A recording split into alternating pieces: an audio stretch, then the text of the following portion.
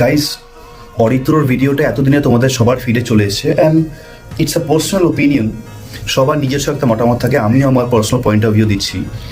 এটা একদম ঠিক যে পার্সোনাল গাড়ি এইভাবে যখন তখন বুক করা উচিত না, ফর এনি পারপাস, ইলেকশন হোক বা যেই কারণেই হোক। কারণটা হচ্ছে পরে কিন্তু জাস্টিফিকেশন দেওয়া হয়েছে যে যদি ইলেকশন কমিশন দেখে যে গাড়ির শর্টেজ, যেগুলো হচ্ছে গভর্নমেন্ট বডির গাড়ি সেগুলোও নেই, যেগুলো কমার্শিয়াল ভেহিকেল, যেগুলো ভাড়া খাটে বাইরে, সেগুলোরও শর্টেজ, দেন তুমি পার্সোনাল কার নিতে পারো। ঠিক আছে, সবই বুঝলাম, ইলেকশন একটা ইম্পর্টেন্ট পার্ট আমাদের দেশের জন্য। বাট একটা কথা বলো, যদি 1 মাস 1.5 মাস আগে থেকে আমার গাড়িটা নিয়ে নেয়, আমি যখন একটা টিচার, যদি আমার গাড়ি 1.5 মাস আগে থেকে নিয়ে নেয়, 2 মাস আগে থেকে নিয়ে নেয়, তাহলে আমি স্কুল কীভাবে যাব? সেটা তো আমার পার্সোনাল কার মানে আমার পার্সোনাল ইউজের জন্য।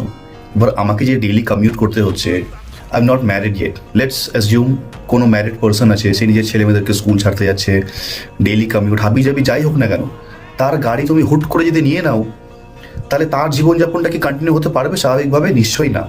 So this thing has to be kept in mind, যে রুল বানাচ্ছ তো এটা দেখে বানাও যে পাবলিক জনসাধারণের যাতে কোনো অসুবিধা না হয়। হুট করে রুল বানিয়ে দিলাম, বা রুল আদেও জানে কি না এই পাবলিক সার্ভেন্টরা ভগবান জানে। ওই ভিডিওটা কি বলছিল মনে আছে, যে এভাবেই হয়ে এসছে, এভাবেই যেহেতু হয়ে এসছে, কেউ আজ অব্দি আওয়াজ তুলেনি, অরিত্র আওয়াজটা তুললো, সেই জন্যই ক্ল্যারিফাই হলো ব্যাপারটা। So this is wrong, I feel that this is wrong.